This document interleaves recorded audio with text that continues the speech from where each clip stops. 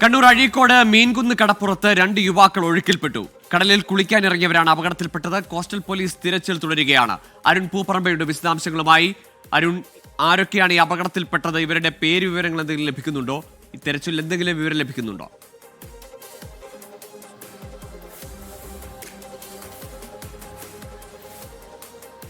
ഗോകുലി, ഞാനിപ്പോൾ ഈ അപകടം നടന്ന മീൻകുന്ന് കടപ്പുറത്താണ് ഉള്ളത്. മീൻകുന്ന് കടപ്പുറത്താണ് ഞാനിപ്പോൾ ഉള്ളത്. നമുക്ക് ദൃശ്യങ്ങൾ കാണാം. ഈ കാണുന്ന ആ മേഖലയിൽ വെച്ചാണ്, ഈ ഭാഗത്ത് വെച്ചാണ് 2 യുവാക്കൾ ഒഴുക്കിൽപ്പെട്ടത്. അവർ ഇവിടെ കുളിക്കാൻ വേണ്ടി എത്തിയതായിരുന്നു. അതിനിടെ ആദ്യം അവർ കടലിലിറങ്ങി കുളിച്ചു. അതിനുശേഷം ആ കാണുന്ന പാറക്കെട്ടിൽ കയറി അവർ ഫോട്ടോ എടുത്തു. വീണ്ടും ആ കടലിലേക്ക് ഇറങ്ങിയ സമയത്താണ് ഈ അപകടം സംഭവിച്ചത്. ആ കടൽ നല്ല പ്രക്ഷുബ്ധമാണ്. കഴിഞ്ഞ ദിവസങ്ങളിലെല്ലാം കടൽ സമാനമായ സാഹചര്യമായിരുന്നു. അതിനിടെ ഇവർ ഒഴുക്കിൽപ്പെട്ടു. പെട്ടെന്ന് ഈ തീരത്തുള്ള ചില ആൾക്കാർ ഇത് കണ്ടിരുന്നു എന്നതാണ് പറയുന്നത്. അതിനുശേഷം ആൾക്കാരൊക്കെ ഓടിക്കൂടി കോസ്റ്റൽ പോലീസിനൊക്കെ വിവരം അറിയിച്ചു. ഇത് ആദ്യഘട്ടത്തിൽ ഇങ്ങോട്ട് ഓടിയെത്തിയ ചേട്ടനുണ്ട് ഇവിടെ. ചേട്ടൻ, എന്താ നിങ്ങൾ വരുമ്പോൾ എന്താ കാണുന്നത്? ഞാൻ വരുമ്പോൾ അവർ പുറത്തോട്ടേക്ക് ഒലിച്ചു പോകുന്നുണ്ടായിരുന്നു. ആഴത്തിലേക്ക് പോയി, പിന്നെ കണ്ടിട്ടില്ല. നല്ല കടല് നല്ല പ്രക്ഷുബ്ധമാണല്ലേ? ഇന്ന് പിന്നെയും കുറവാണ്. ഈ 2-3 ദിവസം നല്ല കടലാണ്. ഇന്ന് കുറച്ച് കുറവാണ്. പക്ഷേങ്കിൽ അടിയൊഴുക്ക് കൂടുതലാണ് ഇപ്പോൾ. ഈ കുളിക്കാൻ ഇറങ്ങിയതിന് അവരുടെ വസ്ത്രങ്ങളൊക്കെ അവിടെ ഉണ്ട്. വസ്ത്രങ്ങൾ മുകളിൽ നിന്ന് കിട്ടി. പോലീസുകാർക്ക് ഐഡന്റിറ്റി കാർഡെല്ലാം കിട്ടി അവർക്ക്.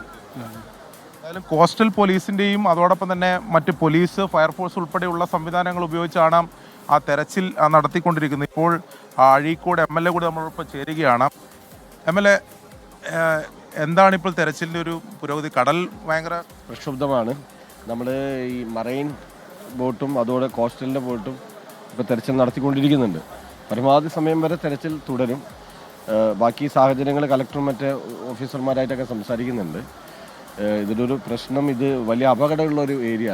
ഈ കള്ളക്കടപ്പുറം തന്നെയാണ് ഇതിൻ്റെ പേര് തന്നെ. അപ്പോൾ എത്രമാത്രം സാധ്യമാവുന്നുള്ള കാര്യമാണ് നോക്കുന്നത്. ഏതാണ്ട് എല്ലാ ശ്രമവും നടത്തുന്നുണ്ട്. വലിയ അടിയൊഴുക്കുള്ള സ്ഥലവുമാണ്. അപ്പോൾ നിലവിൽ കളക്ടറൊക്കെയായി ബന്ധപ്പെട്ട് ഇനി കോസ്റ്റ് ഗാർഡ് വരേണ്ട കാര്യമുണ്ടോ എന്നൊക്കെയുള്ള പരിശോധനയും കാര്യങ്ങളും നടത്തും. നിലവിൽ അങ്ങനെ ഒരു അനുകൂല സാഹചര്യം അല്ല കടലിൻ്റെ. കടല് വലിയ പ്രക്ഷുബ്ധവും അപകടമുള്ള ഏരിയയാണ്. അപ്പോൾ അതുകൊണ്ട് ആ കാര്യങ്ങളൊക്കെ നോക്കി പരമാവധി സമയം വരെ ഈ തെരച്ചിൽ തുടരും.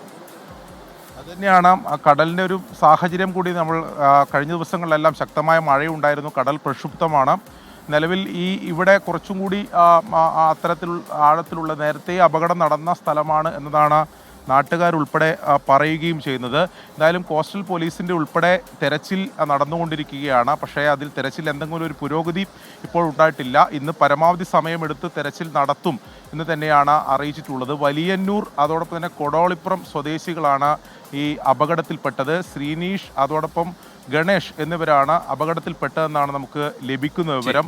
എന്തായാലും അവർ ഇവിടെ കുളിക്കാൻ എത്തിയപ്പോഴാണ് ഈ ദാരുണമായ അപകടം ഉണ്ടായത്. അരുൺ പൂപ്പറമ്പയാണ് കണ്ണൂർ അഴീക്കോട് മീൻകുന്ന് കടപ്പുറത്ത് നിന്ന് വിവരങ്ങൾ നൽകിയത്. അവിടെ 2 യുവാക്കളാണ് ഒഴുക്കിൽപ്പെട്ടത്. കടലിലേക്ക് ഇറങ്ങി അവിടെ ഒരു പാറക്കെട്ടിൽ കയറിയവരാണ് എന്തായാലും ഇപ്പോൾ തിരയിലകപ്പെട്ടത്. അവർക്ക് വേണ്ടി തെരച്ചിൽ നടത്താൻ പോലും കഴിയാത്ത സാഹചര്യമുണ്ട്. അത്ര ദുഷ്കരമായ നിലയിൽ കടൽ പ്രക്ഷുബ്ധമാണ്.